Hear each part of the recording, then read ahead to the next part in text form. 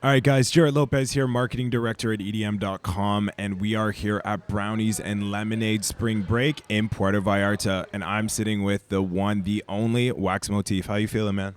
Feeling pretty good, man. Thanks. It's nice out here. It's absolutely beautiful, man, and the people were really loving your set last night. Why don't we just start right away with the album? I remember right at the end of your set, this girl asked you to play Skank and Flex again after you had just dropped it. Obviously, sometimes when fans ask you to play songs, sometimes it could be annoying, but you seem to have no problem with it. You just like took it in stride and played it right away. How do you feel the reaction to the album is? What do you think about that interaction? Just tell us about it. Yeah, so last night there are actually like two other people that held their phones up and I played those songs too. Usually when they're my songs, like obviously like I don't mind, and like I feel like if you're there to see me play and I don't play like your favorite song of mine, it would suck. You know what I mean? Like imagine seeing Daft Punk and they didn't play like One More Time or something, right? So if I see someone hold up a phone and it's my song, like yeah, I'll grab it and I'll play it. That was the first time I've ever played a song twice in a set though. That was because I hate doing that. Like I feel like it's, I don't know. But she was just so like adamant about it, and everyone's having fun. So I was like, why not? You know what I mean?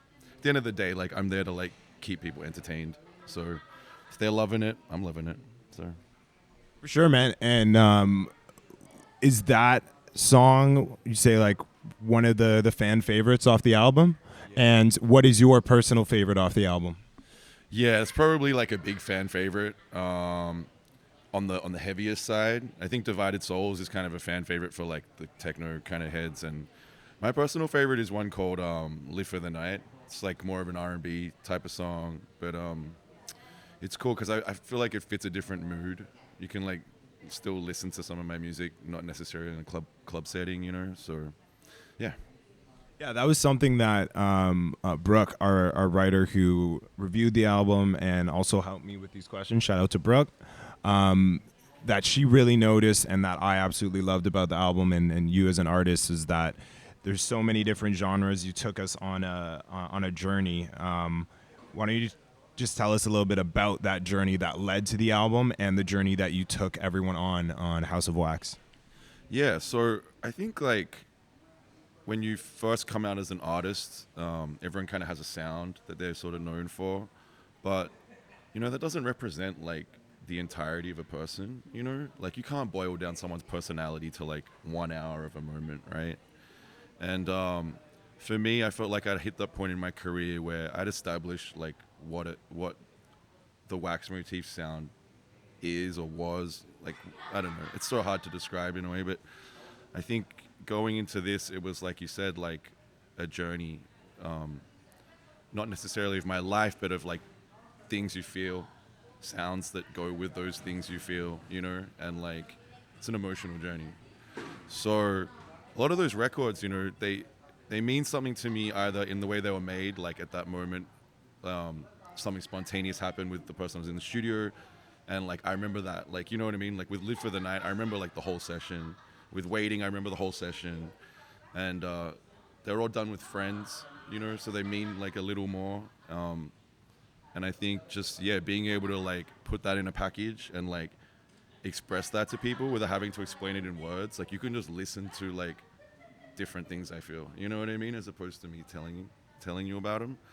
And at the same time, I also think you don't want a package that's too spread. You know, you don't want to be like cramming 25 songs on there that is like dubstep, this, that, like everything, right? Like, so even though I feel like it's diverse, I think it's like well curated and concise, you know, where I'm not trying to like overly force a different sound or agenda. It's like you've got the staples there, but then you've got like the rest of my life and feelings and shit. So, yeah. Cool, man. That was a really concise answer. And it's definitely something the fans want to hear. All right, well, we're gonna take it back for a second. Let's start with your childhood. Your mom's from Hong Kong, your dad's from Shanghai, but you grew up in Australia. Um, why don't you tell me how your cultural background and your upbringing has kind of developed you as a person and your outlook on music and your career? Um, so culturally, it's hard to really know because, like, I was born in Australia and grew up like, I guess you would call like pretty white. You know what I mean? Like the schools I went to and stuff. Um, I mean, it affects the way I eat because, like, fuck, I love Chinese food. You know what I mean? Like, I got to eat rice and shit. But I think for my parents, really, what I got was like, my parents are both like sort of entrepreneurs. Like, they work for themselves or built their own sort of businesses, and they work super super hard. Like, it's an Asian characteristic, almost stereotype at this point almost. But they really really work fucking hard to be able to put me into any position to have like a decent education, a decent shot at like at like a life I wanted to choose, not like a life I was forced to choose. And I wouldn't be here like if not for like them for one. But I don't think if I didn't have that work ethic, I also wouldn't be here. They really put me in a position and then like taught me how to go get it. So I love my parents, man. Shout out to mom and dad. So, you discovered raves back at 16, and you used to make fake IDs. Is that true? Yeah, well, I didn't know that you knew that. I didn't make many, but yeah, I did make a few. And who'd you make them for? And did you sell them? You made them for yourselves? And tell me about that story. Okay, yeah, so we made them for the homies because like the year ends in a 4, and you could like scratch it down to a 1. You know what I mean? So like, yeah, we would end up just like kind of scratching the 84 into an 81, and then like we'd get in everywhere. But it was just for the homies, It was cool, but you like scratch it, nail polish, and then like you kind of put the contact back on it. You know what I mean? And like it's pretty decent. And so you discovered the raves pretty young. And so what was the rave scene like in Australia, like when you were younger? Like I want to say it was dope, but like fuck, I was like 16 or 17 at the time, and like I really didn't know anything else, So like to me, it was like the biggest thing ever, and it was amazing. The types of things they got away with back then as well were like extreme. Like I went to a rave in an amusement park where you could like get on roller coasters and shit at like 2 a.m. Like really extreme. So I think they were really huge, but I'm sure if I went back and looked at some of them, they probably weren't that great. You know what I mean? But yeah, man, I don't know. It shaped a lot. It shaped a lot for me. So I think it was didn't matter if it was technically the biggest or the best. To me, it was the biggest and the best, and like that was cool. For sure, and especially when you're 16, anything that you're not supposed to be doing is pretty cool. So when you first started DJing, you just used to spin on vinyl and used to hang out at Jimmy Singh's record store in Sydney. Is that correct? Yeah, how do you know that? Thank Brooke. Yeah, but you know who Jimmy, like you said, Jimmy Singh. That's crazy. And so, what do you typically look for when you're digging for vinyls? I don't know, because you just pick so many, right? Like I look at the covers. Like if it's a cool cover, then like I usually grab it. Especially like the 80s shit, like the old shit you want to sample. You just go off cool covers and shit. Like you got to go listen to them, man, and just dig. Yeah. And what was special about Jimmy Singh's? Why was that the spot? So there weren't many record stores, and Jimmy was kind of like, he was in a DJ group that was like kind of influential, and they were like really big on pushing new sounds. So like all the Diplo stuff that first came through, and like all that kind of like Barley Funk and Baltimore Club, those sounds from back then, like they were really big on pushing them. And so that was like the only shop you could find some of those vinyls, like the Diplo's like Man Recordings vinyls. Like you could only buy them really there. And it was just kind of like a little hub. Like he had it in like his house. Like he lived out the back. Front of the house was a little record store. It was like in a neighborhood where like all the young kids hung out anyway. And yeah, there was just he used to throw parties in there and so many good moments. Like I actually met Danny, who manages Rufus. Like that was like the first place I met him, and I don't think either of us were doing music then. Cool. And like just like link up, and now it's like fast forward, they're like fucking huge. Like you know what I mean? It's crazy. Yeah, it's crazy, man. And let's talk about that before things took off for you. At one point you were living in your car. How does those experiences still keep you motivated today, and how has that impacted your career?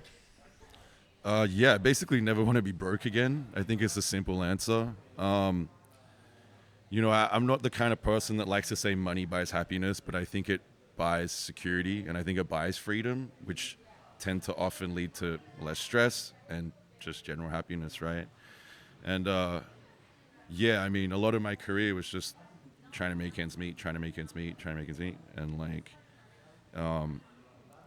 to finally have like surplus money and like have savings, you know what I mean? Like, yeah, it makes a big difference, man. Like, I never want to be poor again. Like, I'll remember like eating fucking Starbucks, like going to get a banana from Starbucks and those sandwiches, and like that would be my food for the day and shit. Like, so yeah, I never want to go back to that. And I just think about that, and I just work hard. Like, that's it. Every time I think about it, man, it makes me like not want to go back. So For sure, man. I feel that, and I'm sure that you going full circle is another way that you really make your entrepreneurial parents proud. Cool, man. Well, so you credit Notorious B.I.G. for getting you into hip hop, and so you started in the hip hop scene. What was the transition into EDM? How did that happen, and what inspired you to start spinning in the first place? So yeah, it was obviously I'm a big rap head. You could probably hear it in a lot of my music. That whole genre with Baltimore club and Barley funk was like the intersection of like rap samples and 125, 130 BPM club music. And so that's really like the catalyst was discovering Diplo, discovering. I mean, that's why I hold like Diplo in such high regard. You know what I mean? Because to me, a lot of my sound came from discovering him, digging into holotronics and Mad Decent and all those Bali, like the Bali funk genres and stuff. But I really think it was that. Like, it was that was the stuff where I was like, oh, you don't really have to decide. You know what I mean? Because I was already going to raves then, listening to like trance and shit like that, and then listening to rap. You know what I mean? And then when Diplo came along, I was like, you don't have to choose. Like, you can do both at once, and that's what it was for me. Like, realizing, oh yeah, like mashing the shits up is fucking fun. Like, taking it and doing it your own way is fun, and like, yeah, that was inspiring. You know what I mean? That's really the catalyst. Cool, man. And just for you personally, at what point did you make the transition to, spinning more EDM, making more house music versus spinning more hip hop? It was pretty much at that time. Um, I was just hustling any gigs, so I would do like the rap gigs. I would go do the house gigs. But eventually it just wasn't as fun or as lucrative to be in the rap scene. You know what I mean? I mean, for one, we're from Australia, so like there isn't like a big scene anyway. Dance music's been so big forever, and then like I said, when the genres started getting mashed up, it just made more sense for me to start playing at those parties than it did for me to play at the other parties. And I guess it just went from there. Like, yeah, I can't really think of. It wasn't like calculated, you know what I mean? It was just like you're just doing the things you like doing, and then suddenly you're like there. So, yeah, that's it. Fair enough.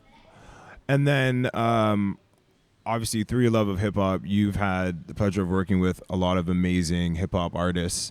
Who has been your favorite collaboration so far? Maybe share a story of like a studio session, and then who can we look forward to you working with on the hip hop side in the future? There's been a few good ones actually. I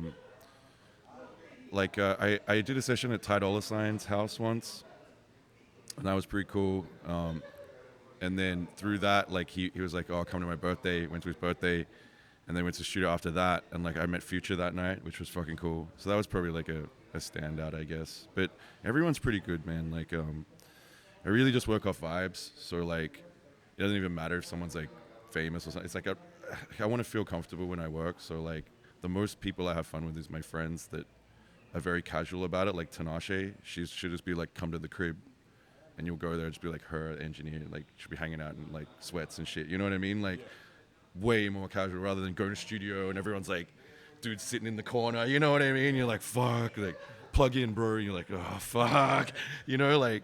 So they're the ones I like. Like Tinashe is super cool. Gashi super cool. Jeezy was super cool. So yeah, been a few good ones. And are there any collaborations that you're working on for future projects or the next album or someone else's album that you're allowed to talk about? Yeah, I have like another record with Nestle, which I fucking love. And I'm just working on finishing that. But I think the vocal is super funny. Like he's such a hilarious dude. And then other upcoming stuff, nothing really. Like just after finishing this album, I just want to find time to like go back and make some new beats, and then kind of see who I'd want to get on them. So yeah, right now I'm just looking for to get myself back in the studio. That's what I want the most. Is like free time. All right, so I hear you're a big fan of PlayStation. Sometimes you bring the system along with you. What are your favorite games, and do you have a VR headset? And will we see Wax Motif in the metaverse? Okay, you will see me in the metaverse for one. I already have like lots of metaverse land and stuff. I don't have a VR headset, but I need to get an Oculus. I always thought they were like thousands and thousands of dollars, but they're like $400 or something. So yeah, and PlayStation. So I switched to PC recently, so I didn't actually get a PS5. But yeah, I was taking my PS4 on the road for a bit. It was just such a nightmare to like check your bag in every time and shit. So I'm not doing it anymore. But yeah, I'm more interested in kind of like the Web3 gaming and NFT gaming right now. So I still like Call of Duty, obviously, and we'll still play like Apex, But right now, I think there's a lot of stuff emerging in like Web3 and bringing gaming together, and I'm really just exploring like what's going on there. So, Are there any games or projects that you're particularly interested in? yeah, for me, like I think the CloneX, the Artifact CloneX, right? It's not exactly a game, but they're building a metaverse. The Bored Apes, they're building a metaverse. But I don't know. There's a lot of good games out there. I'm kind of blanking on some of the names. Like my friend's doing the Street Fighter one, like looking one where you can like buy them as NFTs and like battle them and stuff. But in terms of like which one will be on top, it's hard to say right now. Like Yeah, no worries, man. It was more just trying to figure out what you're personally watching. Yeah. We're gonna do a slight switch here. We hear that your favorite food is chicken schnitzel. yeah, Where's the best chicken schnitzel you've ever had? probably Germany, like the home of fucking chicken schnitzels. But there's one in New York, which I think is what everyone's talking about, where I literally ate chicken schnitzels for like 4 days in a row. Like it was every single meal because we found this one deli under our hotel and they're the most cracked out chicken cutlets ever. And like as soon as I took a bite, I was like, man, I'm eating one of these every fucking day. I think I ate them twice a day on some days. But yeah, I love that shit, man. Fried chicken. It's like flat fried chicken. Like how can you not like that shit? All right, cool, man. On that note, who has better snacks, Australia or China? You think? Fuck. I mean, I haven't had a lot of snacks in China. There's probably some weird shit, or there's definitely some weird shit too. So I'd probably say Australia just because I grew up with that shit. Cool. Okay, I got another good one for you. I hear you like to play soccer, football with a lot of DJs. Who's the best DJ on the DJ soccer team? Oh, that's a good question. Oh man, Chris Lorenzo's not bad. Chris Lorenzo's pretty good. He's gonna kill me for saying he's not bad. He's pretty good. He's all right. When he doesn't miss open goals, he's all right. Calvin Harris is pretty good. Calvin Harris is pretty nasty. Who else is there? Yeah, they're probably the two. Awesome. And we'll just bring it back real quick. You used to be part of a duo in Australia called Playmode. And My boy Yeah, and so what are some favorite moments of that time, and how did that time kind of help develop Wax Motif? Yeah, honestly, I almost still like see Playmode as like a thing that we'll do at some point. Me and Charlie like lived together for like years, and like we knew each other. Like we went to different high schools, but we like knew each other in high school too. So yeah, he was actually DJing before me. Like a lot of stuff I like picked up from him. He was already out playing shows. You know what I mean? So it shaped like everything. You know what I mean? That's when I first started going out. It's when I first played my first shows. Like throwing parties at the crib afterwards. So it was everything. And then yeah, going forward, I mean, like it's Playmode's always just been like really, really deep shit. You know what I mean?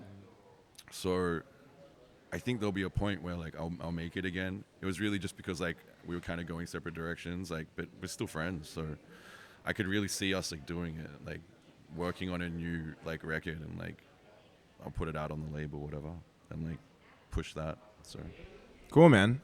And so I know you have a long history with Mary Jane. How does it help you with your creative process? Is it involved in your pre-show ritual? What's your relationship with it? And yeah, yeah, I'm probably like a little ADD or some shit. So like I don't know, it helps me like really lock in. Like when I'm in the studio, like I can kind of have like a really overactive mind. So like it really like just helps like kind of it's like almost like Adderall to me.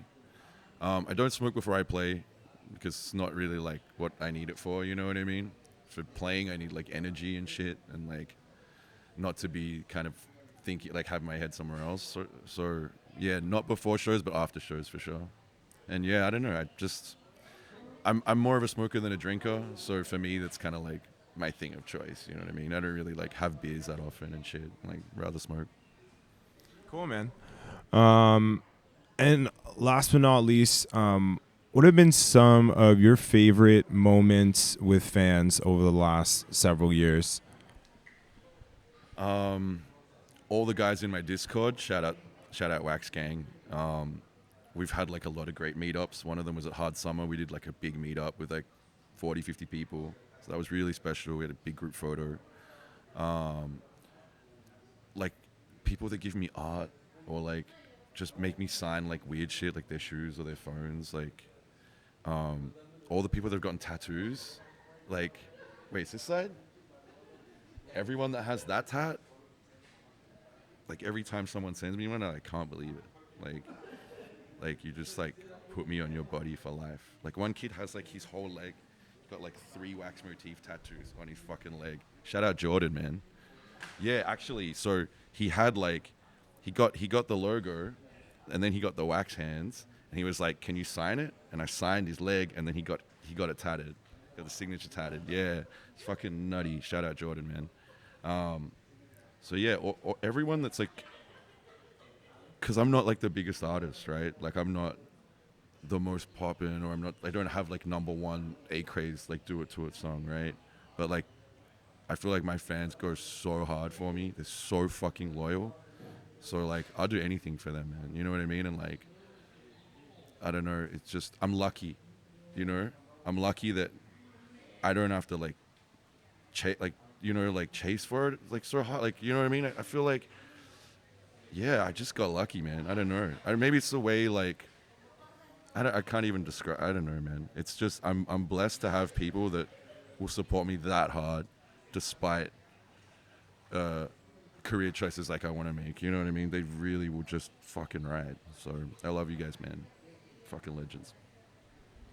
I think that's a perfect ending. Thank you so much for your time today, man. Thanks for joining us. No worries, man. Thanks for having me. Shout out EDM.com, man. Love you guys. All right, Jared Lopez here, signing off with Wax Motif.